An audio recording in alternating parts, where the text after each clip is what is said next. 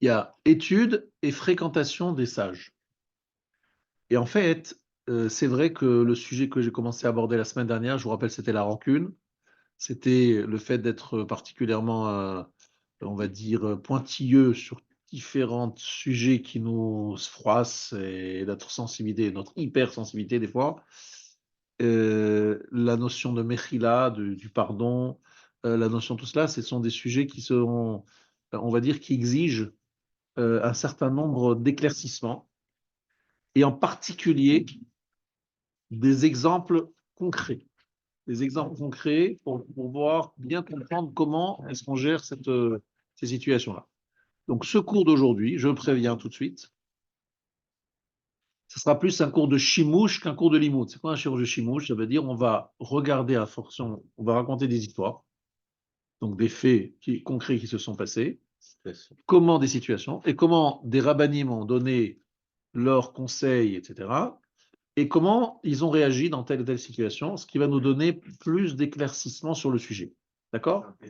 Donc, je pense que ça va être différent de ce que vous avez l'habitude d'entendre, mais j'espère enrichissant. Alors, d'où je prends ça? C'est un livre qui est un livre, entre guillemets, d'histoire. Je suis très énervé sur le titre de ce livre. Il dit que c'est un livre pour les conférenciers, pour avoir genre une histoire à raconter dans une conférence. Moi, je trouve ça vraiment réducteur. Moi, j'appelle ça chimouche. Ça veut dire comment des rabbins, des rabbinim vivent et comment est-ce qu'ils réagissent et comment ils donnent des psakim, des décisions halachiques, à des gens qui viennent les consulter sur des sujets qui sont liés évidemment à notre sujet. Alors, on va commencer par citer une première histoire. L'homme qui est concerné, qui est concerné par cette histoire, c'est un homme qui s'appelait Rabbi Yaakov Edelstein. Je ne sais pas si vous avez entendu parler de Rabbi Yaakov Edelstein. C'était le rave d'une ville en Israël, mais c'était surtout un grand sadique. Il s'appelait Yaakov Edelstein, le rave de Ramat Hasharon. Alors, il faut savoir que ce rave était très consulté parce qu'il faisait des brachot, il faisait des conseils, donnait des conseils assez extraordinaires, incroyables, et qui avaient il y avait un grand succès parce que les conseils étaient vraiment de haut niveau et très judicieux. Alors, je vais vous raconter une histoire qui s'est passée et je voudrais vraiment que vous l'écoutiez bien parce que je pense que ce sera déjà une histoire qui va nous faire réfléchir. Il y a devant la chambre dans laquelle se trouve le rave une grande queue, comme d'habitude, mais bon, cette fois-ci, elle est très longue. Et il y a une fille de 30 ans, une jeune fille de 30 ans, qui ne trouve pas de chidour. Alors, dans le milieu dans lequel et le Rav, 30 ans, c'est très âgé, parce qu'en général, les jeunes filles se marient à 18 ans, entre 18 et 22 ans.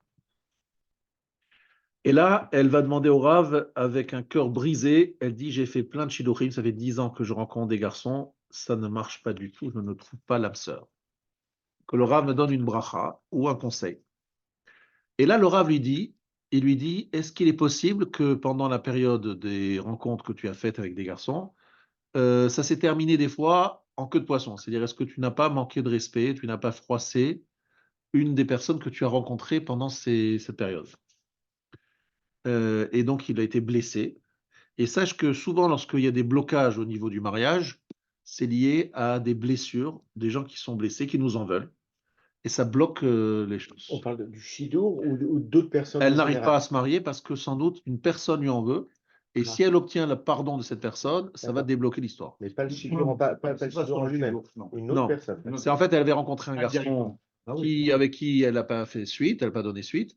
Mais vous savez, il y a différentes façons de ne pas donner suite. Il y a une façon un peu cavalière et une façon un petit peu délicate.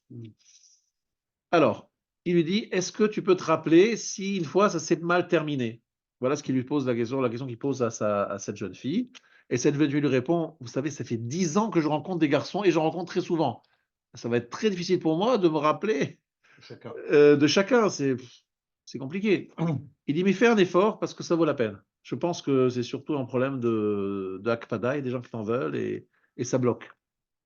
Alors elle fait un effort, pendant plusieurs jours, elle essaie de se rappeler des différents shidduchim qu'elle a fait et elle se rend compte effectivement qu'il y a une fois où franchement elle n'a pas été correcte. Elle n'a pas été correcte. Elle n'a pas fait les choses comme il fallait, voilà. Moi, je me rappelle que j'avais une fois shilour avant de rencontrer ma femme, et je voulais abréger ce shilour. Mais je ne voulais pas que cette jeune fille, elle soit délaissée. Alors, qu'est-ce que j'ai fait? Je lui ai dit que j'avais l'intention de faire ceci et cela dans ma vie. Je savais que ça n'allait pas du tout lui plaire. Comme ça, elle a pas été blessée parce qu'elle se dit, bon, moi, ça ne correspond pas à ce que je veux. Et voilà.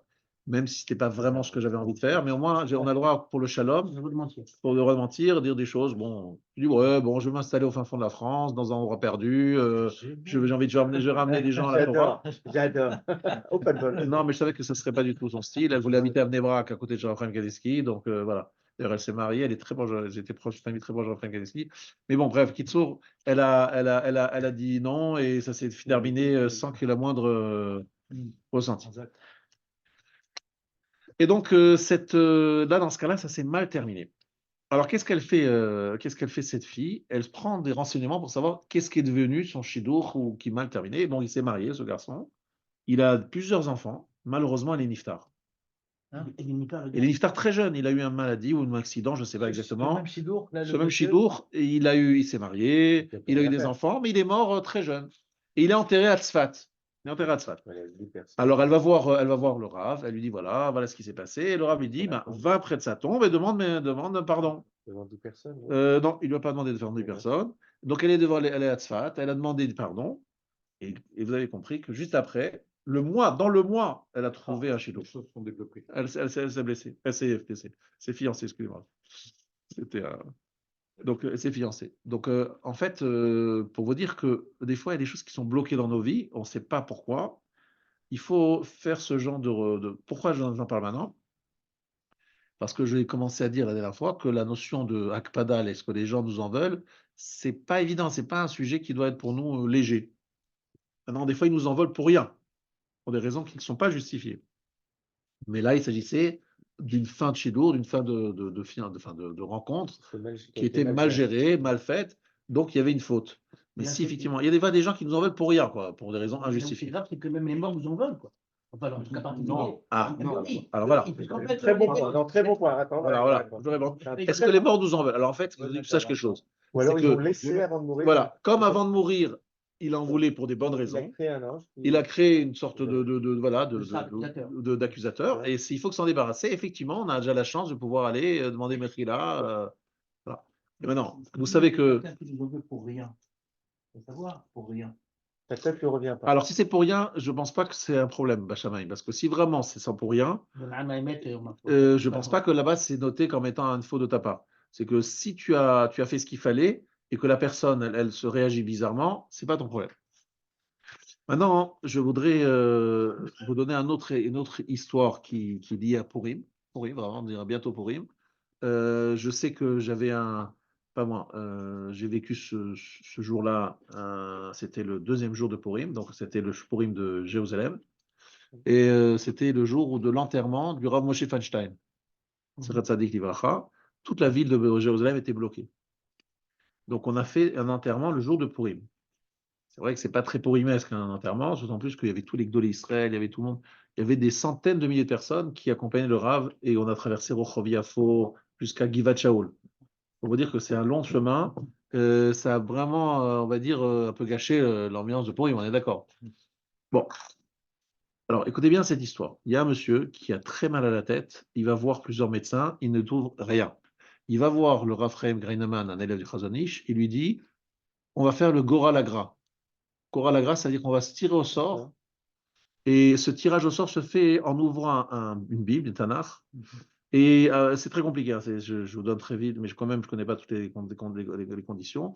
Et en deux mots, il faut tomber sur un pasouk. On tombe sur un pasouk au hasard. Et ce pasouk répond à la question. Donc la récompense a été là-bas, suivante. Dian, Asher di Bartem be Avdi be Moshe. Vous avez parlé contre mon serviteur Moshe. C'est ça la phrase sur laquelle il tombe. Donc le Rav, il s'adresse à la personne qui a mal à la tête en disant est-ce que tu as parlé contre quelqu'un qui s'appelle Moshe?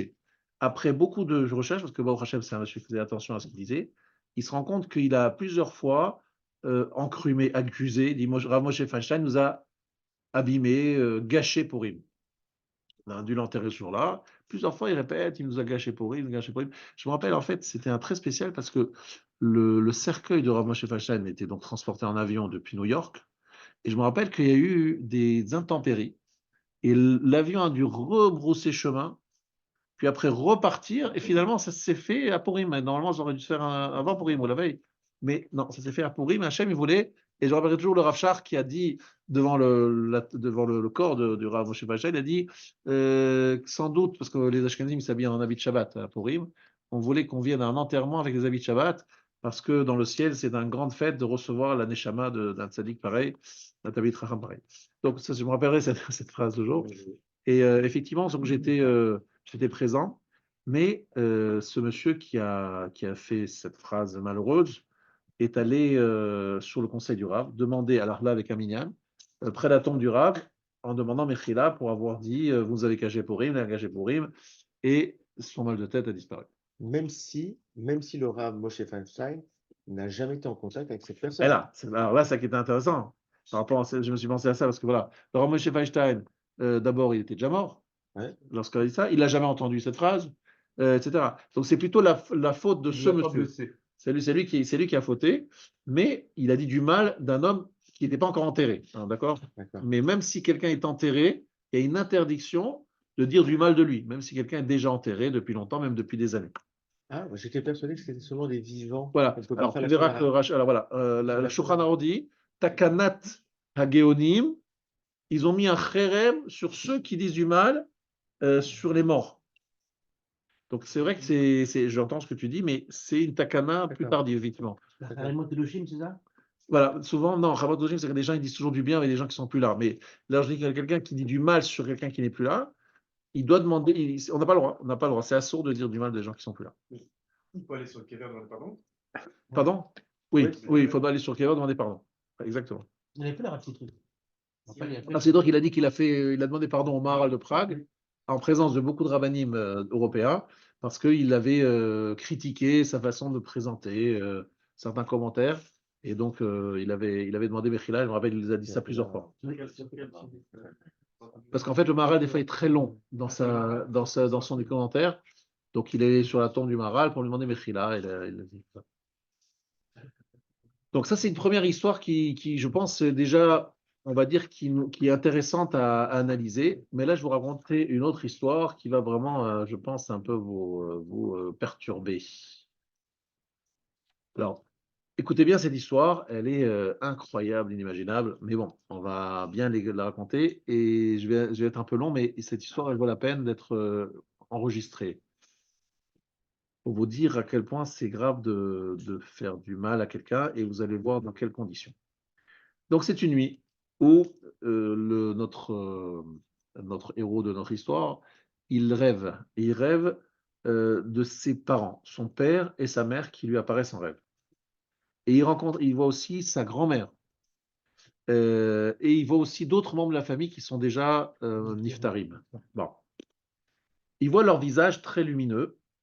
Et le père s'adresse à son fils dans le rêve et il lui dit la phrase un peu inquiétante suivante: on veut t'inviter dans le Beddin d'en haut pour un sujet qui est d'une personne qui t'a blessé il y a 43 ans. Une personne qui t'aurait blessé il y a 43 ans. On voudrait t'inviter à venir témoigner. Alors, il est vivant. Hein. Ouais, il est vivant. Hein. Attention, écoutez bien. Ils ont voulu déjà t'inviter il y a 2 ans, tu avais 58 ans, maintenant tu as 60 ans, attention, ils veulent t'inviter. Alors, il entend ça, il commence un peu à avoir peur, parce qu'il dit, voilà, invitation. C'est carré, 60 ans. Alors, il dit, mais d'un côté, les parents, ils ont quand même un visage réjoui, ils ne sont pas en train de faire la tête. Bon, ils se disent, on va se rencontrer notre fille, c'est bien, on va le retrouver, mais bon, lui, il n'a pas très envie d'y aller très si vite, quoi. Alors, mais dans le rêve, il répond à son père, papa, je ne suis pas pressé d'y aller, quoi. Vous savez, je préfère être ici, je veux vous rencontrer, mais franchement, je préfère rester sur Terre. Et ce qu'il dit dans le rêve. Mais il dit, mais c'est toi qui peux témoigner parce que tu connais bien les détails. Il dit, bon, alors qu'est-ce que je peux faire? Alors qu'est-ce que je fais? Je n'ai pas envie d'aller là-haut pour témoigner. Bon, je reviens. Alors, il lui dit, demande à un rave et demande-lui quoi faire. Voilà ce que le père répond à son fils dans le rêve. Et il demande à quel rave aller, chez quel rave aller. Et dans son rêve, le père lui dit, va chez le Rav Chaim Kanievski. Donc, à 4 heures du matin, il se réveille à 4 heures du matin, très, très perturbé par ce rêve. et il se précipite vers la maison de Raphaël Kaneski pour aller prier avec lui au lever du soleil, au Netz. Alors, il attend un petit peu, mais le temps d'arriver, et il n'est pas surtout rassuré. On m'a invité à venir témoigner. Il avait pas trop, trop envie d'y aller. Bon, entre eux, il est perturbé. Alors, qu'est-ce qui se passe? Il essaie de se rappeler qu'est-ce qui s'est passé il y a 43 ans d'abord. Il y a 43 ans, il s'est passé quoi? Mais écoutez bien ce qui s'est passé il y a 43 ans, c'est très grave, hein, parce que vraiment, Rabotai, on est dans une yeshiva. Il y a 43 ans, il était déjà Bachur Yeshiva. Il avait 17 ans. Il y a 300 Bachurim dans la salle d'études. Et tout le monde commence à l'étude. Donc chacun prend sa Gemara. Et un copain, lui s'approche de lui, lui dit tu sais, cette Gemara là que tu truc, c'est la mienne. Alors il me demande de lui restituer sa Gemara. Mais moi, je suis certain qu'il se trompe. C'est ma Gemara, c'est pas la sienne. Donc je dis non, non, c'est ma Gemara, c'est pas la tienne. Maintenant, le Bachur se dresse au Rav qui est dans la salle d'études. Et le Rav l'appelle. Il m'appelle en disant voilà, rends la Gemara à ton. Ne garde pas cette Gemara, elle n'est pas à toi, rends-la sans vérifier à qui elle appartient, sans demander, etc. Rends-lui ta Gemara. Alors je lui dis mais mon cher Rav, c'est pas sa Gemara, c'est la mienne. Et avant que j'ai fini ma phrase, il m'envoie une gifle, mais une gifle très forte. Tout le monde a entendu cette gifle. Et je me retrouve même, elle est tellement forte la gifle que je recule, quoi, je projetais. Donc une gifle, tout le monde et tout le Beth Midrash, voilà, retentissant, tout le Beth Midrash s'arrête et regarde. Il se ferait une boucha, une honte, non terrible, terrible devant tout le monde. Bon. Donc vous imaginez comment le Bachour, qu'est-ce qu'il ressent? Il dit c'est injuste, il n'a pas vérifié, c'est Magmara, et en plus, vous imaginez comment il ressent les choses. Bon. Alors il sort de la salle et il rencontre le Rosh Yeshiva. Et il raconte au Rosh Yeshiva, voilà ce qui m'est arrivé. Alors le Rosh Yeshiva lui dit, voilà, écoute, on va étouffer l'affaire, n'en parle à personne. Il y a voilà, il essaye de le calmer, mais il lui donne pas du tout le conseil de demander d'aller voir le Rav, etc. Oublie, passe outre, fais semblant qu'il n'y a rien eu, etc. Voilà, c'est ça le conseil du Rosh Yeshiva. Et donc il dit, je sais pas comment je suis arrivé, mais je suis arrivé à passer outre, à oublier, je n'ai pas oublié, mais à vivre avec, voilà, on va dire comme ça. Et j'ai pas demandé. Il a même pas parlé. Non, la bagarre, il a laissé à son copain. Voilà. Et il n'a même pas parlé à ses parents. Bref, il n'en a parlé à personne, à part ce Rosh Yeshiva. Et en fait, le problème, attendez, il faut bien écouter, parce que chaque élément de cette histoire est important, vous allez comprendre tout de suite pourquoi. Alors, c'est un événement vraiment traumatisant qu'il n'a pas oublié. Dès qu'on lui dit il y a 43 ans, il y a quelque chose, tout de suite, il se rappelle de cet événement pour vous dire à quel point c'est traumatisant, ça l'a marqué.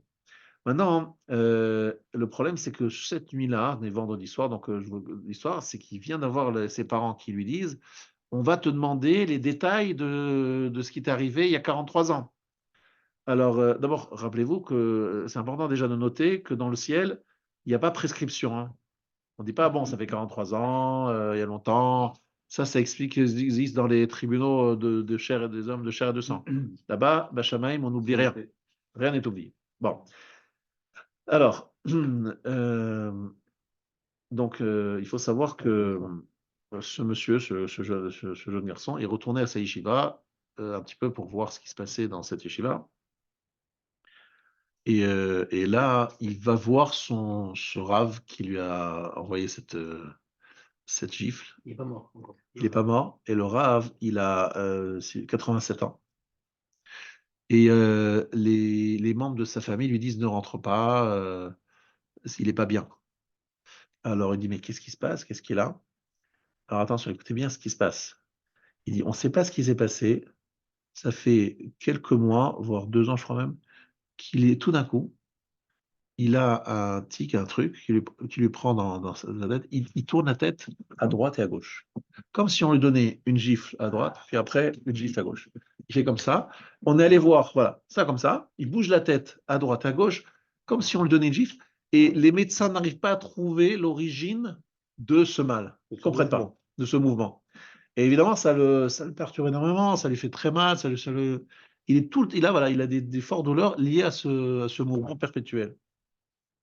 Alors lui, il se dit, oh là là, je crois comprendre ce qui se passe avec mon Rav. Alors, il se trouve que ce garçon, justement, ce monsieur, c'est pas un garçon, parce qu'il a 50, 60 ans. Il se rappelle que 2 ans avant, à 58 ans, il a eu une attaque cardiaque et qu'il a été obligé d'aller rapidement aux urgences. Qu'on lui a dit s'il était venu une demi-heure plus tard, il serait plus heureux. Donc, il se rend compte que finalement, lorsqu'on lui dit on va t'inviter à témoigner là-haut, Pas des blagues. c'est pas des blagues, parce qu'il voit que Sorav, il est malade, il fait des trucs bizarres, des mouvements bizarres au niveau de la tête. Ça fait penser à quelqu'un qui reçoit une gifle, que lui-même, il a failli passer. Je me suis dit, bon, ça rigole pas, je vais vite, vite chez Raphaël Kaneski pour lui demander qu'est-ce que je fais là. Oh là là, c'est vraiment la situation est compliquée. Et Raphaël Kaneski dit non, non, les rêves, c'est. Chav Yadaberou, les rêves, ils parlent souvent de choses futiles. Bon, mais après, bon, lui, il dit non, Rav, je pense que là, c'est sérieux. Dites-moi ce que je fais. Il lui dit comme ça, il dit on va prendre 3 rabbinim et tu vas leur dire Ani mochel mechila gmura, je pardonne totalement à ce rave qui m'a humilié. Voilà. Donc c'est ce qu'ils ont fait tout de suite. Et ils ont pardonné. Il a dit je pardonne. Après il a dit je voudrais aller voir ce rave et lui parler directement. Donc il va voir son rave. Mais au moment où il toque à la porte, il n'y a personne. Et il s'avère qu'il est en soins intensifs à l'hôpital. Donc lui, il a des tuyaux de partout. Voilà, il a 87 ans. Et il demande, il insiste à rentrer. Mais normalement, on ne rentre pas dans des soins intensifs, surtout pas des gens, ça peut tuer, ça fait bon. Depuis longtemps qu'il n'est plus l'élève de ce rave. Et donc, ils l'interdisent, mais il explique pourquoi il vient. Il lui permet de rentrer et il lui parle. L'autre, il est avec ses machines, mais il est conscient. Il dit, vous vous rappelez la gifle, vous vous rappelez l'humiliation. Alors je vous dis, je suis Mochel, je vous demande pardon d'avoir insisté pour pouvoir reprendre Magmara, je vous demande pardon, et vous, je vous donne le pardon de m'avoir humilié de cette façon. Voilà l'échange qui se fait à travers, vous avez vu, il ne peut pas parler, il fait des signes de tête, mais on voit bien qu'il a compris, quoi. Et les gens de la famille lui avaient dit avant qu'il rentre, dit, mais attention, tu sais, les médecins ne lui donnent aucune chance de s'en sortir. Là, il est mourant, quoi. Il est condamné.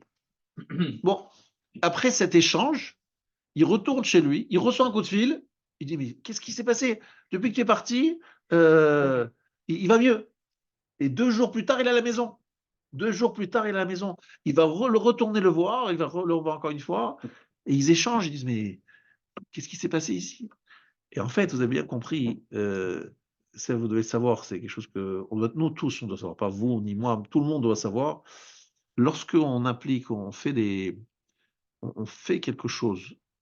Bon, alors là, c'est une très grave avéra, ce qu'on appelle malbin, pene chavero barabim, faire honte à son prochain en public, c'est extrêmement grave.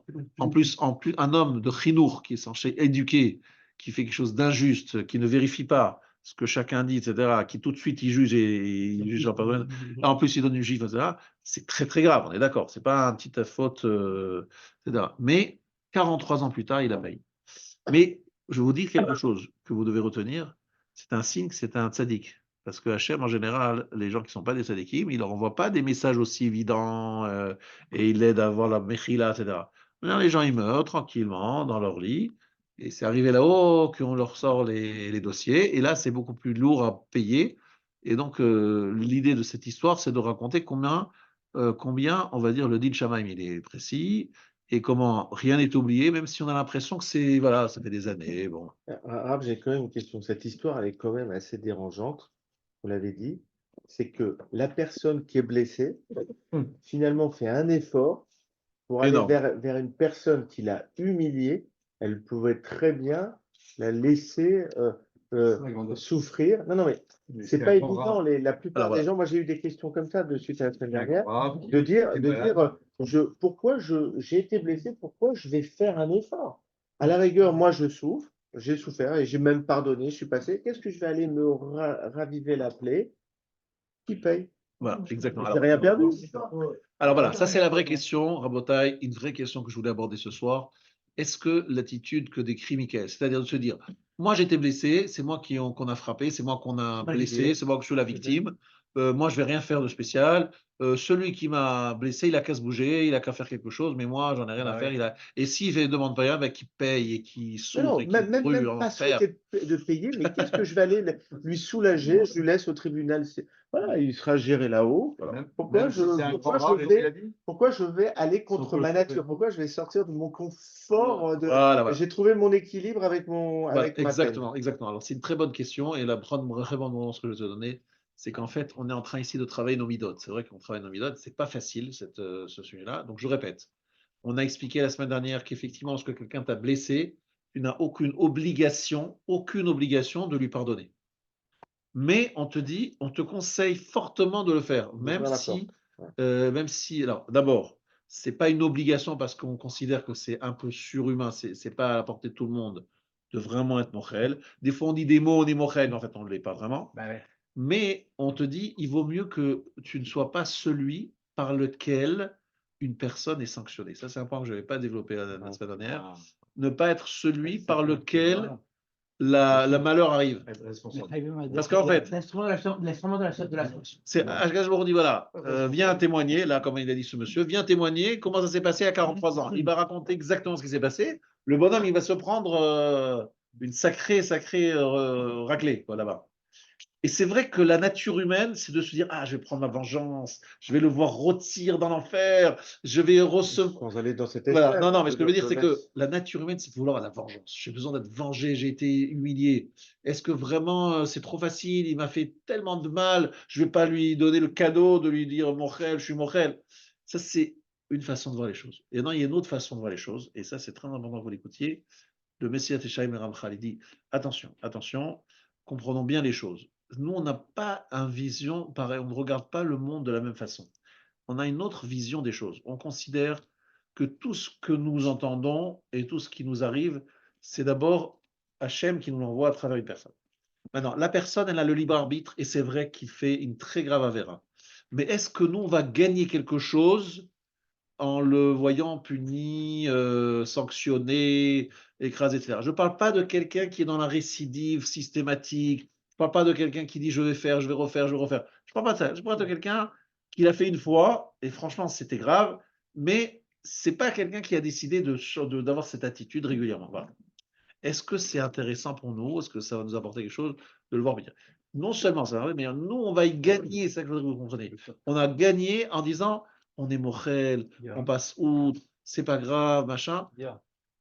C'est très dur, c'est très très dur, et c'est pour ça que je vous dis que c'est une grande humeur, parce que je vous ai expliqué ce que c'est la récompense. Ketzet hashemesh bigvurato. Votre visage dans le monde futur ressemblera au soleil au zénith. Ça veut dire quoi? C'est une telle image, une telle lumière, parce que vous avez surmonté une des choses les plus difficiles dans le monde, c'est de dépasser la rancœur et la volonté de vengeance. Mais est-ce que ça suffit d'être, de ne pas être le vecteur de l'accusation? Non, c'est pas que Est-ce que ça ça suffit, suffit? c'est d'être, ça suffit doit pour te motiver. déranger, ça doit te déranger d'être celui par lequel le malheur il arrive, d'être celui par lequel la punition arrive. Non, c'est pas, j'ai pas intérêt avec ça. Je vais pas retrouver mon kavod si l'autre il reçoit une punition là-haut. Qu'est-ce que ça va te gagner quoi? Ça va réparer quoi chez toi? Non, j'essaie juste de savoir si c'est Ce que suffisant. la semaine dernière, c'est que sommes-nous suffisamment parfaits pour que justement on puisse pas se prévaloir d'avoir excusé quelqu'un, que bon Dieu excuse nous nos fautes. Je pense que aussi c'est très important de se dire. Exactement. C'est de se dire, si moi je suis pas mochel, Akadosh Baruch Hu dira, ah, tu es pas mochel. Tu fais attention à la chose. Moi aussi, je vais pas être mochel. Moi aussi, je vais. Parce que je vous ai dit, c'est ça la motivation, on a expliqué la semaine dernière, c'est que si moi j'arrive à passer outre, Hachem, je pourrais lui dire lorsque je serai jugé sévèrement, je dis, écoute, Hachem, moi j'ai pas été sévère avec ton fils là qui s'appelle Avraham, Yitzhak, Yaakov, j'ai été mevater. Alors toi aussi, prends Mida Keneged Mida. C'est aussi intéressant pour nous. Mais Exactement, est-ce que la personne, est-ce qu'il faut le faire le plus tôt possible du vivant de la personne qui vous a humilié, ou alors on se dit bon bah ça sera plus facile pour moi une fois qu'elle sera disparue et je le ferai à ce moment-là. Il y a une mitzvah à faire et une belle mitzvah à faire. Ne repose pas parce que tu ne sais pas ce qui va se passer demain, après-demain. Il vaut mieux le faire tout de suite et c'est fait. Maintenant, je comprends que des fois, on a besoin de temps pour essayer de se raisonner. Ça demande du temps, des efforts, mais on ne gagne rien à en vouloir à quelqu'un. Je vais vous donner une histoire incroyable. Parce que deuxième histoire, ouais. C'est uniquement vis-à-vis d'un juif ou même On parle maintenant par rapport à un juif. Pour l'instant, on est entre Ouais, juifs. fait On est que entre des juifs. Après, on réfléchira pour les goïms si vous voulez, mais là, pour l'instant, on est entre On juifs. a On va rester suffisamment de là-dessus. travail entre juifs. Voilà, on va commencer par les juifs pour l'instant, mais c'est pas. Pour l'instant, on parle entre juifs. Ouais, c'est vrai. Ce que je parle, c'est entre juifs. Avec les gars, t'as Non, non. le bracha. Un truc comme ça, on Voilà. bien tout le monde. On va dire pour les juifs. Enfin. Maintenant, je vais vous raconter une histoire incroyable. Je voudrais vraiment que vous la reteniez bien. Vous savez que la yeshiva de Mir, ils ont un bâtiment qui se trouve dans ce qu'on appelle le quartier Beth Israël, en dessous de Mea Shearim. Il faut savoir qu'à l'époque où il y avait, avant la guerre des 6 jours, la frontière avec la Jordanie, c'était juste après la yeshiva de Mir. Ça va pas d'à côté, c'était Voilà. la Jordanie. Parce que ce qu'on appelle aujourd'hui Jérusalem-Est, en fait, c'était ce parti de Jérusalem, ça appartenait aux Jordaniens. Et donc, en fait, lorsqu'il y avait des attaques de la Jordanie contre Israël, en 48, en 67, c'était les premiers à recevoir ils n'avaient pas des matériels aussi sophistiqués qu'aujourd'hui, mais ils pouvaient lancer même du matériel pas sophistiqué. Ils arrivaient très, très facilement dans les chemins de Mir. Donc, systématiquement, ils devaient absolument descendre dans les abris anti-bombes, ce qu'on appelle les mamades aujourd'hui. Et ça, c'était tout le monde le faisait. Dans cet endroit, il y a Raphaël Kaneski, Shmulevitz, qui est là-bas avec quelques élèves. Ils prient, ils étudient, enfin, ils font ce qu'ils peuvent. Parce que vraiment, c'est très impressionnant hein, lorsque vous êtes à la frontière et que vous prenez les obus tout le temps. C'est vrai que c'est pas agréable. Quoi. Bon, et Baruch Hashem, ils s'en sortent bien, indemnes, alors que tout est détruit autour d'eux. Mais le Rav Chaim Shmulevitz dit à ses élèves, Rabotai, par quel mérite nous sommes sortis vivants alors que nous étions en première ligne? Il dit à ses élèves, il y avait là-bas une femme, vous n'avez pas fait attention, mais dans l'abri, il y avait une femme. Cette femme, c'est pas une veuve en fait, elle a un mari, mais c'est un mari qui l'a quittée alors qu'elle avait plusieurs enfants sans donner signe de vie. Pendant 20 ans, je vous rappelle le principe de la Hagouna, une femme qui n'a pas reçu de guette, elle ne peut pas se remarier. Donc un mari horrible, qu'est-ce qu'il fait? Il déguerpit, sans donner d'adresse, il disparaît, ni il soutient financièrement sa femme, mais ni non plus il donne le guette. Donc elle est obligée d'élever les enfants, de les marier, de s'occuper de tout, toute seule. Je pense qu'elle a des raisons d'en vouloir à son mari. Je pense. Vous êtes d'accord avec moi? Et donc, elle dit dans l'abri, et là, Raphaël il l'entend. Elle dit, Hachem, écoute, tu sais combien mon mari m'a fait du mal. Tu sais combien il m'a fait du mal. Je suis mochelette à mon mari, malgré toutes les horreurs que je subis à cause de lui. Donc, toi aussi, aie pitié de nous. Moi, je fais mechila à mon mari. Toi, sois mochel sur nos fautes et sauve-nous. Voilà. Il dit Raphaël Ganiski, cette prière-là, elle nous a sauvés. Vous entendez? Cette prière, c'est pas la tzidkou, la Torah, cette capacité de passer sur des choses aussi gravissimes que cette attitude de cet homme qui est vraiment inqualifiable, cette force-là. C'est vrai, en fait, je vais vous expliquer quelque chose. Je ne peux pas dire que c'est une obligation. Je peux juste vous dire que c'est une ma'ala extraordinaire d'arriver à passer outre et c'est une des choses les plus difficiles à faire dans notre vie. Donc, rappelez-vous bien de cette histoire. Je pense que, voilà. Bien. Maintenant, je vais vous raconter encore une histoire qui nous montre la façon dont les Gdolim ils voient les choses. Moi, comme je vous l'ai dit plusieurs fois, j'ai très souvent cité le Rav Steinman, et souvent dans les mariages, je répète ce qu'il a dit à un Khatan. Un Khatan lui demande, c'est quoi le secret pour réussir son mariage? Il dit, il y a 3 choses. Il lui dit, vitour, vitour, vitour. 3 fois la même phrase, le même mot. C'est quoi vitour? Concession. Concession, concession, concession. Tu arrives à la maison, ta femme, elle veut ceci, elle veut pas cela, machin. D'accord, mais moi j'ai envie, j'ai autre chose. On est me Je me suis me voilà. C'est le secret de la réussite du mariage. Je n'ai pas dit que c'est facile, je dis juste qu'il dit ça. C'était sa grande phrase que je dois citer ici. Tu es heureux, quoi. C'est tranquille. Les femmes en ligne applaudissent. Non, non, ne dis pas que tu es heureux. On va dire, tu peux être résigné. Mais le Rav, il dit que c'est pas qu'il faut être résigné. Il faut se dire, Gam Zulotova, c'est très bien, et je me suis marié en me disant que c'est le secret du mariage. On ne perd pas de faire un vitour, et je vais vous raconter une histoire qui va vraiment vous faire réfléchir. Vous allez comprendre comment le Rav voit les choses. Oui. De toute façon, c'était Non, je dis, ça surpasse sur le papier, oui. Mais parfois même, entre guillemets, je sais pas comment dire, mais même pour le chinour de la femme, c'était pas bon. Le chinour de la femme. Alors, rappelle-toi une fois, ça C'est c'est jeune marié. Alors là, on est là pour faire notre truc. le mari n'est pas censé éduquer sa femme. Il dit que ça va bien.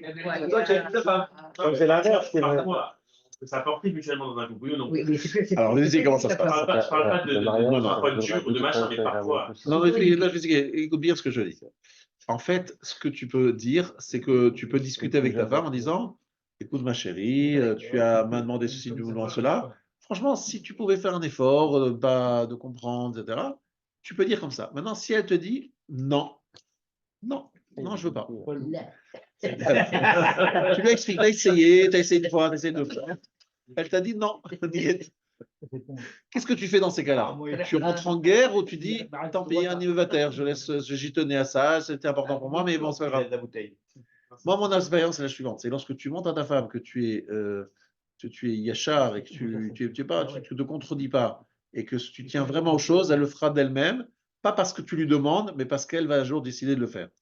Ça, c'est souvent ce qui se passe. Pas toujours, je dis que très souvent ça se passe comme ça. Et donc, tu gagneras beaucoup plus à lui ne pas insister, plutôt qu'à insister, et qu'elle le fasse même forcer. Mais à part ça, alors, il te dit, mais Vito, l'homme afsidim, un grand principe. Na Raïti, Gam Zakanti, j'étais jeune et j'ai pris l'âge. L'Oraïti, Mevater, Mafsid. Je n'ai pas vu de quelqu'un qui a fait des concessions qui est perdu. Et je vais vous montrer un exemple qui va beaucoup faire réfléchir beaucoup de gens ici, parce que je suis sûr que dans les affaires, vous allez réfléchir à ce que je vous dis. Alors, écoutez bien, c'est un Yored israélien, donc un Israélien qui est descendu, qui est parti d'Israël et qui est allé s'installer en Angleterre. Il a ouvert une clinique, ou bien c'était un centre dentaire ou un centre de médecin. En tout cas, c'est un centre médical. Alors, les soins étaient très bons, donc et les prix pas exagérés. Bon, vous avez bien compris qu'il a très vite réussi. Il s'est fait une très bonne parnassa. Il est très apprécié, etc. Maintenant, il faut savoir que dans la région, il y avait une chaîne qui avait grande chaîne de cliniques et de centres, machin, qui avait pignon sur rue et qui était juste à côté de chez lui. Et évidemment, qu'est-ce qu'il a fait? Il a commencé à pomper sans le vouloir. Mais les clients, c'est la concurrence. Alors, les responsables de cette chaîne, c'est des gens puissants, c'est des gens puissants qui ont des moyens, ils ont des avocats, etc. Ils lui ont dit la chose suivante. Ils lui ont dit, écoute, c'est très simple. Soit tu dégages en deux mots, soit on va te faire la peau. Quoi. En deux mots, je dois traduire ça. Voilà, exactement. On va trouver des pots, on va trouver quelque chose. Voilà. Alors, là-dessus, il ne sait pas quoi faire parce que vraiment, ça commence. Ils sont très puissants. Hein, il sent que. Il va voir son ami, lui dit va voir le Rav Steinman, c'est un grand Rav, il a des idées, il a des conseils de grande qualité. Donc il va voir Rav Steinman et il lui dit quoi? Il lui raconte ce qui lui est arrivé. Il lui dit pourquoi tu t'associes pas avec eux? Fais chouchou, t'associes avec eux. Ils disaient ils veulent pas. Ils ont déjà leur centre médical dans la région, ils ne veulent pas. Qu'est-ce qu'ils veulent? Que je ferme. Alors il dit, pourquoi tu ne fermes pas? Alors il lui dit, mais qu'est-ce que ça veut dire? J'ai travaillé dur, ça va, j'ai fait longtemps, j'ai travaillé dur, j'ai investi. C'est ma parnassa, quoi. Il dit, mais il y a d'autres parnassa. Il dit, je ne peux pas, j'ai un contrat, voilà, j'ai un bail, j'ai des salariés. Et si je les licencie, ça va me coûter très cher. Il dit, combien ça va te coûter? 70 000 euros. C'est pas rien, 70 000 euros pour les licenciés. Alors il dit quoi? Akadosh Baruch Hu, il n'a pas 70 000 euros à te donner? Alors il dit, mais attends, mais ça veut dire, évidemment, Hachem, il a 70 000 euros. Alors il lui dit, je te reprends. Il redonne les mots du Rav. Mi shemevater bishvil shalom, celui qui est mevater à cause du shalom, l'homme afsid, il ne perd pas. Na raïti gam zakanti, raïti arbe bechayai, ani achol haïd. On ne perd pas si on fait des concessions pour la paix, pour faire le shalom. Bon, alors, est-ce qu'il demande, il est un peu chutzpah, le bonhomme, il dit, mais est-ce que vous pourriez être garant Et le Rav dit, mais je veux pas d'argent, il m'a dit, garant de quoi? Donc, il dit, Akadosh Baruch Hu, il a l'argent, il n'y a pas de problème, arrête de faire toutes ces questions. Bon, il accepte le conseil du Rav, mais franchement, il appelle. Il dit, mais non, attends, tout de suite, tu les appelles. Ils appellent de la maison du Rav, il leur dit, d'accord, je ferme. Les autres, au bout du fil, disent, mais c'est pas possible, Il y a un piège. Il y a un piège, voilà. Ils sont sûrs qu'il y a un piège. Exactement, ils sont sûrs qu'il y a un piège. Alors, il retourne donc Il a un problème aussi de kavod, parce que les gens, ils se moquent de lui. Ils disent, mais c'est quoi ce truc? Tu as construit un truc, parce qu'on t'a un peu menacé avec des avocats, machin, tout de suite, il ferme. Il se dit, il y a quelque chose qui ne va pas. Et il répond, j'étais chez un rav, très chacham, il m'a conseillé de faire ça. C'est quoi ce chacham, un rav, machin? Eux-mêmes, ils vont voir le rav. Parce qu'ils étaient sûrs que le Rav, il avait une idée. Non, c'est pas des juifs. Ils étaient sûrs que le Rav, il avait une idée derrière la tête. Ils voulaient absolument savoir c'est quoi leur idée, c'est quoi l'idée de leur plan, le plan. Pour les faire. Voilà. Il dit c'est pas possible, qu'est-ce qui se passe? Alors il demande à des gens, vous connaissez le Rabbi Steinman? Rabbi Steinman, c'est pas des juifs, ils sont des anglais. C'était que le Rabbi Steinman? Il dit non, c'est quelqu'un de très bien connu, Zaken, Chacham. Bon, ils arrivent chez lui, ils vont voir un rabbin, c'est un grand rabbin, c'est un grand rabbin. Ils arrivent dans la maison, ils disent, oh là là, c'est quoi, où on est tombé là? Tu vois les murs noirs, ils voient des chaises en plastique, ils voient le Rav assis sur un lit avec un tabouret à l'envers, ils voient le truc. C'est quoi ce rabbin? Ils attendent le grand rabbin, c'est un endroit chaud. Ils se disent, on est tombé là. Bon, alors, il trouve donc quelqu'un pour traduire. Alors, il va lui payer. Il dit, mais comment vous donnez ce conseil? Il y a un problème, quelque chose qui va lui payer aussi tous les frais de licenciement. Alors, le Rav lui dit comme ça. Il dit, moi, vous avez compris qu'en fait, moi, ce que je dis, c'est mon expérience et surtout mon étude qui me donne. Moi, je sais, ici, à Torah Omer et Lano, chez Utsarich Levater. C'est la Torah qui dit comme ça. Alors, écoutez bien ce qu'il dit. Il dit, il n'aurait pas dû s'installer là. Parce que lui, il s'est installé à côté. C'est lui qui est venu après vous. Vous étiez déjà là. Et lui, il est venu après vous. Et parce qu'il a réussi, etc., il est en train de vous prendre vos clients. Donc, lui, il est en train de vous faire la concurrence et qui va vous entraîner là. Il n'aurait pas dû faire ça. Eh bien, c'est à lui de payer les pertes qui sont liées à ça et de partir. Et Akadosh Baruch Hu, il fera en sorte qu'il ne perdra pas. Alors, le monsieur, il dit, ça c'est le conseil que vous avez donné à ce monsieur. Mais quel conseil vous nous demandez à nous? Ouais, carrément. Alors, nous, on est un peu dérangés parce que, en fait, les gens, ils vont dire, écoutez ce qu'il dit, le bonhomme. Il dit, on est un peu dérangés parce que les gens, ils vont dire, voilà, on l'a fait fuir, on a mis quelqu'un sur la paille, on s'est mal conduit, ça va nous donner une mauvaise image. Alors, il réfléchit, le Rav, incroyable, le Rav Stein, il réfléchit, il dit comme ça, est-ce que vous avez des succursales en Angleterre? Il dit oui, mais où? À Londres. Il dit, pourquoi pas à Manchester? Et qu'est-ce qu'ils font? Ils décident, il dit, proposez-lui d'ouvrir une succursale à Manchester, dont lui serait le responsable, et vous êtes associé. Vous avez bien compris que c'est ce qui a été retenu.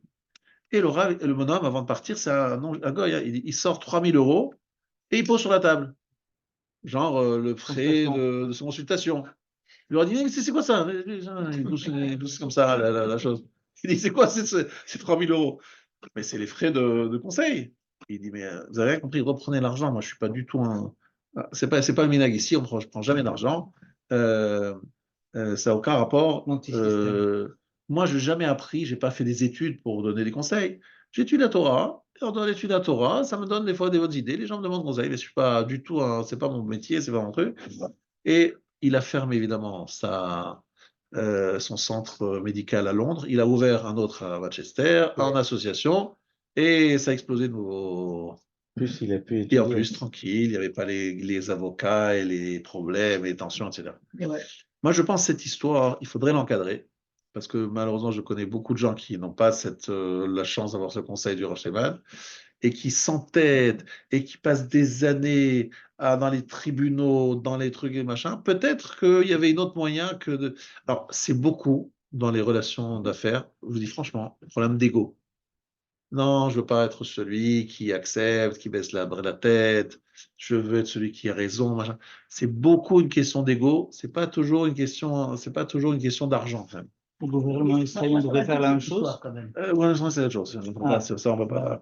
Regarde, à l'époque, quand il y avait les marchés, tu avais la rue des orfèvres, la rue des machins, la rue des ceci. C'est-à-dire, c'est pas qu'ils prenaient le boulot à personne. Tout le monde c'était. La rue des Gautier, on appelle C'est comme ça le principe. Tu avais moi, j'ai connu dans le Mélar, partout, tu avais la rue des orfèvres. Et moi, j'ai des gens qui viennent me dire que depuis qu'il y a eu un tel qui s'est installé, ils n'ont plus de quoi vivre. Ils sont obligés de fermer. Je connais des gens. Il y en a même quelqu'un dans la rue. Donc, mais on voit que dans les Maras, c'est permis, c'est des conditions, la concurrence est permise. c'est ça, on est d'accord. Alors, je prends exemple de Chavetz Chaim avec son épicerie. Le Chavetz Chaim avec son épicerie, qu'est-ce qu'il a fait? Eh bien, il a fermé son épicerie parce que qu'est-ce qui se passait? D'abord, il a ouvert son épicerie, tout le monde allait chez lui. Après, et pourquoi il allait chez lui tout le monde? Parce qu'il offrait. non, il offrait Non, pas. parce qu'il voulait pas faire du rébit. Il était large pour pas voler les gens. Après, il a réduit les horaires d'ouverture pour ne pas prendre la parnasse à des autres épiciers. Et lorsqu'il a vu que tout le monde venait quand même chez lui aux horaires ouverts, c'est même peu d'horaires, il a dit, bon, je ferme parce que j'ai pas envie de prendre la parnasse aux autres. C'est une autre façon de voir la vie, tu vois ce que je veux dire. La plupart des gens, on est tous des grippe-sous en train d'essayer de faire le plus d'argent possible. Et lui, il voit pas la chose comme ça. Il dit, voilà, je n'ai pas envie de prendre aux autres, j'ai pas envie de prendre... Moi, je veux gagner ma vie juste ce qu'il faut pour vivre et le reste, je m'en fous. C'est une autre approche du monde, c'est tout. Alors évidemment, le Rav Steinman, c'est l'exemplarité du Vitour. Par exemple, il y a des gens qui l'ont accusé, vous savez pas, vous connaissez pas, vous connaissez que le côté Kavod, etc. Mais il a eu des opposants virulents dans plein de domaines parce qu'il a pris des décisions assez, on va dire, osées dans le milieu dans lequel il est. Et il s'est pris, mais vraiment des critiques alors que lui, il faisait selon la Torah. Ouais. Là, le conseil qui a été donné, il a été donné à des gens qui sont dans le ESSEC en général, qui sont dans le business. Mais non, mais halachiquement parlant, il n'était pas obligé de faire une chose pareille, le monsieur. Alors, halachiquement parlant, non. Le Rav, il lui dit, je te conseille, pour être, tu es dans ton droit. Alors, je pense qu'effectivement, comme il dit Michael, on n'a pas l'interdiction d'ouvrir une... En tout cas, il faut poser la question à un Dayan. Dans chaque cas, il faut demander la question à un Dayan. Et si le Dayan te dit, non, il n'y a pas de problème de l'ouvrir, et je pense qu'en général, c'est ce qu'il va te dire, même si à cause de ça, l'autre, il perd totalement sa parnassa, tu n'as pas a priori de droit de faire. Maintenant, lui, il dit, moi, je te donne un conseil, c'est pour ton bien. Il y a deux sous-questions. La première, c'est du coup, quand lui, il va demander au Rav, il va demander une halakha. Quand il va demander au Rav. Non, c'est pas du tout la même chose. Je vais t'expliquer. Il y a des rabbanim à qui tu vas demander des halachot, ce sont des poskim. Il y a des rabbanim à qui tu vas demander des conseils qui ne sont pas des psak halacha. Il te dit, écoute, franchement, tu veux mon conseil? Ne rentre pas dans la guerre avec. En plus, franchement, entre nous, être chacham, tu sais très bien que ces grosses boîtes avec des avocats, ils ont des frais d'avocat, ils n'en ont aucun problème pour sortir des avocats. Souvent, tu t'en sors pas évidemment très bien. Donc, même un pire chachama. Et à part ça, le Rav Shlomo, il avait un yesod, je me rappelle, parce que c'était une constante chez lui. L'oraïti mevater mafsid, c'était son leitmotiv, tu vois. Et il a conseillé beaucoup de gens comme ça. Il dit, je n'ai pas vu quelqu'un qui était mevater qui perdait. Sur le coup, on a l'impression qu'on perd beaucoup. Et finalement, il s'avère qu'on est gagnant. Je crois que je t'ai raconté aussi l'histoire de son Rav, le Koltora, le Rav Auerbach. Il avait dit en fait qu'il n'avait rien à se reprocher à sa femme parce qu'il est mort. Non, mais j'ai dit que par rapport à sa femme, il n'avait rien à se reprocher, effectivement, parce qu'il avait toujours fait à Pitora, mais c'est surtout rapporté ce qu'Rav Wolbe, il a fait. Rav Wolbe, il a fait un acte incroyablement courageux. C'est-à-dire, il avait monté la yeshiva de Ber Yaakov lui-même, avec ramasser trouver les donateurs et construire la yeshiva. Il avait employé un Rosh Yeshiva, qui était un monsieur très rachot, très important, et ils avaient des différences, des discussions sur la façon de diriger ce Massad. Un, il voulait agrandir, prendre plus d'élèves. Et le Rav, il a dit, moi, je ne pourrais pas m'occuper de tous les élèves, s'il y en a trop, ça ne va pas être... Et bon, l'autre n'était pas d'accord. Bref, ils ont une discussion là-dessus, peut-être d'autres choses que je ne connais pas. Qu'est-ce qu'il a fait le Rav? Il a dit, Ani me vater, je ne veux pas qu'il y ait de marloquette ici. Il a laissé les clés de l'endroit qu'il avait lui-même construit, qu'il avait tout fait, etc., dans son employé, le Rosh Yeshiva. Il a dit, je pars sans avoir de poste ni de proposition ailleurs. Il est parti à Yerushalayim dans une maison, et il n'avait plus de poste. Donc il nous a montré que, un, la marloquette, c'était inacceptable, et deux, qu'on ne peut être mevater et qu'il n'a pas été mafsid, parce que suite à ça, il allait dans toutes les shivot, dans beaucoup de shivot, il a transmis son message de façon beaucoup plus large. Mais je vous dis, c'est un travail sur les bidotes qui est incroyable. Mais les gens, ils ne comprennent pas une chose, c'est qu'en fait, on a un mauvais regard sur le monde, en fait, parce que ça nous a pollués. Pour nous, la réussite, c'est quoi réussir? C'est quoi réussir? C'est écraser l'autre. C'est écraser l'autre, avoir le plus de kavod, avoir le plus d'importance, etc. Ça, c'est la réussite dans la vie. Et chez nous, c'est pas du tout ça la réussite. Ça n'a aucun intérêt, aucune importance. C'est pas du tout ça le sujet. C'est pas mon kavod, ni mon argent, ni mon tavod. C'est pas ça l'important. Au contraire, la plus grande réussite, c'est de dire j'en ai rien à faire de mon kavod et de mon argent. C'est ça la plus grande réussite. C'est ça la fierté, d'avoir être capable de mettre de côté son ego et de dire voilà, moi je fais ça, mais on connaît mon ego. Et voilà, ben, il m'a traité comme. Mais j'en ai rien à faire, c'est pas mon ego qui compte. Plusieurs fois, il y a une chose que Rav Shamian nous a aussi appris. Il a rappelé deux mots. Asma. Alors quoi? Asma, c'est une façon de dire bon, et alors? Et alors? C'est un peu cette façon. So what, voilà. So what. So what? Et tu sais, monsieur, et alors? Et alors? En quoi c'est tellement important? Quelle valeur ça? Et alors? Et alors quoi? C'est quoi le problème? Parce qu'en fait, c'est une autre échelle de valeur des choses, vous avez compris? C'est ça le problème. Il faut bien comprendre.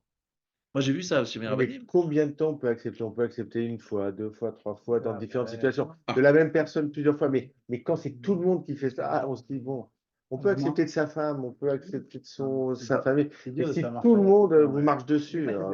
Ah, alors, Non. tout le monde nous marche dessus. Je voudrais vous dire quelque chose. C'est là aussi du merci de m'avoir tendu la perche. Il y a ce qu'on appelle aujourd'hui, en ivrite, ça dit le frayeur, c'est-à-dire celui que, comme tu dis, la pigeon en français. Il y a ce côté-là, ce genre dit ah, je vais pas être le pigeon, hein. Je vais pas être le frayeur, je vais être celui genre que tout le monde, entre guillemets. Mais qu'est-ce que c'est cette phrase-là? Elle a détruit beaucoup de gens. Parce qu'en fait, c'est l'ego qui se dit. Je voudrais que tu notes un homme que tu as entendu parler, le Sdechemed. Tu as entendu parler du Sdechemed, il a écrit un livre qui est une encyclopédie sur tout le chasse. Et je veux t'expliquer quelle est encore une nouvelle histoire pour te dire comment il a vécu une histoire incroyable qui s'est passée. Sache qu'il est enterré à Hebron, j'étais sur sa tombe. Il a vécu les dernières années de sa vie en Israël, dans la ville de Hebron. Et avant, il habitait en Turquie. Et en fait, après la mort de son père, donc il habitait en Turquie, et il est devenu le rav d'une ville en Crimée. Voilà. Pendant 40 ans. Maintenant, là-bas, il a commencé ses livres, mais ses livres, c'est une encyclopédie. Hein. Sdechemed, c'est vraiment une référence aujourd'hui en halakha. Maintenant, il est mort à 110 ans. Ah ouais. Voilà. 7 ans avant sa mort, il est monté en Eretz Israël, donc à Hebron. Maintenant, il faut savoir que lorsqu'il était jeune, il n'était pas spécialement intelligent, pas spécialement doué. D'accord? Maintenant, il y a eu un changement dans sa vie, et il faut que j'explique à quel moment s'est passé le changement, mais restez bien assis, hein, parce que c'est extraordinaire d'entendre ça. C'était un jeune avraire, il venait de se marier, il était assis au Beth Midrash, il étudiait, bon, mais il y avait un copain à lui qui était très jaloux de lui. Et qu'est-ce qu'il a fait, ce monsieur? Il a payé il y avait une personne qui nettoyait, une femme, qui nettoyait le Beth Midrash, arabe. Il l'a payé pour dire de lui qu'il était allé avec elle. Donc vraiment une très mauvaise Shemra, dire que ce jeune avraire était avec l'arabe qui nettoyait, qui faisait le ménage. Bon, alors évidemment, il a eu tellement honte, d'accord, il a été obligé de fuir, quoi. Alors, le roi du Beth Midrash n'a pas cru et il a licencié cette femme, mais bon, finalement, cette femme Mais les gens, ils ont cru, ils ont entendu, bon, les gens, ils croient. Ils aiment toujours croire les choses, les mauvaises choses. Bon, cette arabe, à un moment, elle a achevé tchouva, parce qu'elle avait plus l'argent, on lui a donné l'argent, puis après, elle a tout dépensé, et elle a demandé à ce jeune avrer, donc le Sdechemed, qui était fort jeune à cette époque, de lui pardonner, et elle lui a dit comme ça, elle est prête à dire à tout le monde que c'était un mensonge, juste, elle lui demande, elle dit, je le dirai à tout le monde, et elle lui a juste demandé en contrepartie, aidez-moi financièrement parce que j'en peux plus, etc. À ce moment-là, le Sdechemed, il a eu une épreuve terrible. Il se demandait, d'un côté, il se dit, mais c'est super, je vais me laver mon nom, je vais laver ma réputation. Il va soudoyer un témoin. Mais à ce moment-là, je me suis dit, c'est un grand chilul Hashem. Les gens, ils vont savoir qu'un monsieur, qui était un frère comme moi, il a soudoyé une femme arabe et il a sorti sur moi un nom terrible, une terrible rumeur. Ça a fait un grand chilul Hashem. Les gens ont dit, regardez comment ils se conduisent, ces religieux. Ils sont prêts à payer une arabe pour sortir une rumeur sur un monsieur qui était évidemment... Et c'était pas évident. En plus, ce monsieur, encore une fois, il lui a fait énormément de mal. Et il se pourrait se dire, mais c'est extraordinaire, je vais pouvoir lui rendre la monnaie la pièce, là, ils vont bien comprendre. Non, il ne voulait pas lui faire honte. Qu'est-ce qu'il a fait? Il lui a dit, écoute, je vais t'aider à retrouver ta place. Donc, il va aider cette femme qui a dit du mal de lui de retrouver sa place, mais il lui demande absolument de ne jamais révéler que tout était un mensonge. Ah là, c'est du masochisme. C'est bien. Non, Non, mais ce que je veux dire, c'est. Sadique, bien sûr. Ah, d'accord, c'est un sadique, mais. D'accord, mais comment on tend vers ça? Écoute bien. Il a pris un risque que tout son avenir, parce que les gens allaient continuer à croire qu'il était avec cet arabe, il avait la possibilité de laver sa réputation. Il a décidé de ne pas prendre cette option pour ne pas faire honte à ça. Qu'est-ce qu'il en est résolu de ça? Quelle était la suite de cela? Il a une siyata d'Ishmaïa et son limoud et sa réussite dans limoud a totalement, il a décollé après ça. Il a, on va dire, surmonté une épreuve et la récompense, elle était énorme. Et le preuve, c'est qu'aujourd'hui, tout le monde connaît le Sdechemed. On a entendu parler. Il a eu Oriamim. 110 ans. Enfin, 110 ans à cette époque-là en plus. Ça vaut la peine, non? Non, mais Ouais. j'entends, mais tout le monde ne va pas être l'écrivain de ce type de livre. On prend un juif lambda, lui va se dire, voilà, j'ai suivi ça, je vais laver mon honneur. Est-ce que nous, j'entends, Je vous répète avez qu'on n'est dit, on pas a besoin de suivre. obligé. Je n'ai pas dit qu'on est obligé. Attention. Je suis en train de vous donner, parce que je vous ai donné la C'est halakha. bien beau pour lui, mais est-ce que c'est applicable pour soi? Moi, Oui. j'ai eu ce commentaire-là. Et on dit, c'est super, bravo pour lui, mais je ne sais pas ce niveau-là. Comment je continue à vivre? Alors, Moi, c'est très simple. Alors, si toi, effectivement, si toi, tu n'es pas à ce niveau-là et tu ne veux pas arriver à ça, moi, je suis en train de vous encourager en vous disant, voilà, que c'est quelque chose on est souvent plus gagnant en faisant ce genre de choses qu'en étant toujours Oui, mais gagnant, alors, maquille, ils etc. veulent Moi, j'ai entendu. Ok, j'entendais, je ne suis pas le vecteur accusateur. Voilà. Qu'est-ce que je gagne d'autre? Est-ce que je suis moins malade parce que je me suis rongé le sang? Voilà. Est-ce que c'est. Ouais, il faut leur trouver des gars qui comprennent, qui acceptent. Parce que la plupart du temps, Alors, je vais te les gens, moi, Très j'en bien, connais. très bien. Très Je vais te raconter une histoire. Je vais te raconter une histoire. Alors, je pense que cette histoire, elle va te répondre à cette question. Justement. L'histoire, c'est Rabbi Levin, qu'il a entendu cette histoire de Rav Chaim Berlin et de Rav Yitzhak Blazer. Je ne sais pas si tu as entendu parler de ces rabbanim. Ils se sont engagés l'un et l'autre, Rav Chaim Berlin et Rav Yitzhak Blazer, qui vivaient à la même époque, que le premier qui mourrait allait revenir en rêve à l'autre pour lui donner des infos sur ce qui se passait dans le monde futur. D'accord? Maintenant, alors Rav Yitzhak Blazer est Niftar en premier. Et il a demandé qu'on ne fasse pas de Espedim sur lui. Et le Rav Chaim Berlin, qui l'a survécu, il a dit on va faire des Espedim parce qu'il a dit ça, il nous a demandé ça, mais c'est pas vrai, il faut pas respecter cette demande. Et il lui est venu en rêve, il lui a dit tu as raison, merci d'avoir fait des Espedim, j'avais demandé qu'on ne le fasse pas, mais franchement, ça m'avait de plaisir là-haut. Et sur la deuxième question, qu'est-ce qui se passe dans le Olam HaEmet? Alors écoutez bien, Rabotai, n'oubliez jamais cette phrase que je vous dis maintenant. Omek Hadin Enesher, personne ne peut imaginer combien le jugement là-haut, il est exigeant et il va jusqu'au dernier détail. Mais celui qui fait attention à sa bouche, à ne pas dire du mal des autres, ou ma'avir al midotav, et il est capable de passer outre exactement ce qu'on est en train de dire.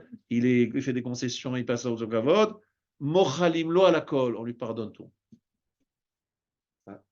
Ça n'a Franchement, c'est une bonne affaire, Rabbi. Ça, c'est... Ouais, je suis content de ne pas écouter ça ce soir. Voilà. Ah, ça, c'est avant Pourim, avant Voilà. Pourim. Non, parce qu'en fait, les gens se disent, mais il faut.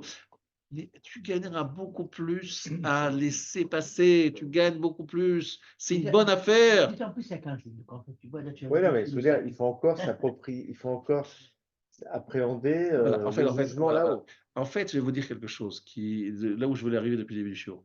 Ça dépend beaucoup d'une notion d'Emouna. C'est que si on est Mahamim, qu'on est sur terre que pour une mission, et qu'en fait le vrai sujet c'est Olam Haba, et que tout ce qu'on fait, tous ces sujets ici qui nous paraissent tellement importants, c'est vraiment, vraiment rien du tout, on arrive à passer outre, et c'est pas facile, mais je dis en même temps, je suis Mahamim, voilà, je vous ai en train de vous dire que si on juge les autres favorablement, si on passe sur ce qu'on nous doit, etc., Hachem, il aura la même condition avec nous. Mais il faut avoir la Imouna que ça sera comme ça. Alors, prenons exemple du Hamas. Il y a une chose sur laquelle il faut avoir confiance, je vais prendre l'exemple du Hamas, c'est que les gens. Il mérite d'être cité dans ce cours-là. Voilà, oui, pourquoi? Parce que si Hachem envoie des ennemis pareils, c'est pour nous envoyer des messages. Et un des messages que le Hamas envoie, c'est que des gens sont convaincus que ce qu'on leur parle sur l'après la mort, ça va se réaliser à 100%. Ils sont convaincus, donc c'est pour ça qu'ils n'ont pas peur de mourir, parce qu'ils se disent, on voit juste après la mort, ça va être le paradis, ça va être les 70 vierges. Ou alors ils ont la haine assez forte pour un. Non, je te dis, c'est pas qu'ils ont la haine assez forte. Il y a la haine, c'est sûr, mais il y a surtout le fait de ne pas avoir peur de mourir. Normalement, un homme, il a peur de mourir. Non, mais ils n'ont pas peur de mourir. Ils n'ont pas peur de mourir. Ils n'ont pas peur de mourir, et non seulement ils n'ont pas peur de mourir, ils ont la mort, parce que s'ils meurent, on leur a dit, et ils y croient à 100%, qu'après la mort, la vie sera tellement belle, enfin la vie après la mort sera tellement belle que ça vaut la peine de mourir. Alors, pourquoi je cite le Hamas? Pas parce que pour moi c'est mes exemples, mais c'est parce que moi je pense que le message, un des différents messages du 7 octobre, c'est de nous dire, est-ce que nous on a de la Emouna? Alors pas pour tuer, bon, Hachem, pas pour mourir, mais pour vivre al Kiddush Hachem, vivre en sanctifiant Hachem. Ça c'est le message que je me dis. Et un des exemples les plus difficiles, c'est le sujet que j'aborde en ce moment, c'est celui de concession, alors on te doit, tu laisses passer, tu es mochel alors que la personne s'est très mal conduite envers toi. Ça, Rabotai, c'est vraiment le signe, ça s'appelle vivre al Kiddush Hashem. Pas mourir, mais vivre et mettre de côté son kavod, vivre compter, c'est extraordinaire, c'est magnifique ce qu'on gagne, mais on ne gagne pas tout de suite. Et des fois, ce n'est pas visible, mais on gagne beaucoup plus que l'on perd. Donc ça, Rabotai, c'est ça le message de ce soir. Maintenant, attention, vous avez bien compris que je n'ai pas fini avec les histoires. Parce que chaque histoire, alors, juste que vous sachiez que le Gaon de Vilna, il avait un shamash. Parce que de quoi il vivait le Gaon de Vilna? Nous, on voit le Gaon de Vilna, si tout le monde rêverait de faire venir le Gaon de Vilna, parler, faire un chiour, on lui paye 100 000 euros s'il faut, mais il y aura du monde, on trouvera l'argent. Mais de son vivant, vous avez bien compris qu'il vivait dans la pauvreté absolue. Il y avait une bourse qui recevait de la synagogue, je ne sais pas par quoi, dans cette synagogue, je crois que c'est un de ses ancêtres qui avait mis de côté un capital, et il y avait un shamash qui était censé lui donner tous les vendredis ou tous les jeudis à sa femme une somme d'argent. Sauf que le shamash, il se mettait dans la poche. Vous entendez? Au lieu de donner au Ganovina, alors sa femme, elle a voulu dire à la communauté, on ne reçoit pas l'argent, on ne reçoit pas l'argent. Le gars lui a interdit en disant, mais non, parce que si on le dit, on va faire honte à ce monsieur qui ne nous donne pas l'argent. Voilà. C'est un voleur. Mais il n'a pas voulu qu'on fasse honte à ce voleur, et c'est pour ça qu'ils ont vécu dans une misère qui est difficile à entendre. Ça, c'est le gars de Vina. Alors, Rabbi, tu vas me dire, mais c'est pas une obligation, c'est un voleur. Il prend, en plus, moi, vraiment, je suis pas jaloux de son Guéhida. Celui-là, ce Guéhida, comment, quelle souffrance il a dû faire imposer. Déjà, il n'y avait pas grand-chose dans la bourse. Mais il n'y a rien, la femme, elle avait mouru de faim, c'était incroyable. Mais bon, ça, c'est le gars de Vina. Pour ça, on va dire que ça s'appelle Midat Chassidout. C'était un chassid, c'était un gars, un chassid. C'était pas n'importe qui. Mais je ne vous dis pas ça parce que c'est une obligation. Je dis juste que je suis en train de vous motiver à mettre de côté des fois des revendications qu'on a tous, qu'on pense légitimes, qui sont des fois très légitimes. Mais rappelez-vous, tout ce qui nous arrive, c'est Hachem qui le veut. Et si véritablement vous avez un psak halakha qui vous autorise, vous avez le droit, normalement, avec un psak halakha qui vous autorise de demander certaines choses. Mais des fois, par exemple, vous arrive autre chose. Des fois, il arrive que dans un tribunal, rabbinique, se trompe et ne nous donne pas ce qui nous revenait de droit. Qu'est-ce que tu fais dans ces cas-là? La plupart des gens, ils commencent à parler contre les rabbinim, mais n'importe quoi, j'ai été lésé, et ce tribunal, il comprend rien. Et vous savez ce que disent le Rav Etrev? Ils disent qu'en fait, tu dois dire, cette erreur-là, c'est une erreur, c'est vrai, mais c'est une erreur voulue par Hachem, qui me permet de faire une capara sur d'autres choses. Je devais perdre cet argent pour une autre raison, c'est perdu comme ça, mais je ne perds pas, je ne me revive pas, je ne me rebelle pas, j'accepte. Ça demande évidemment un travail sur soi incroyable. C'est la mort des avocats. J'ai une question en Il y a ligne. plus d'avocats. J'ai une question en ligne par rapport à ce chamash là qui prenait la bourse. La bourse, Et, comment, si on lui dit rien, comment il peut comprendre ou comment il peut réaliser qu'il doit faire teshuva?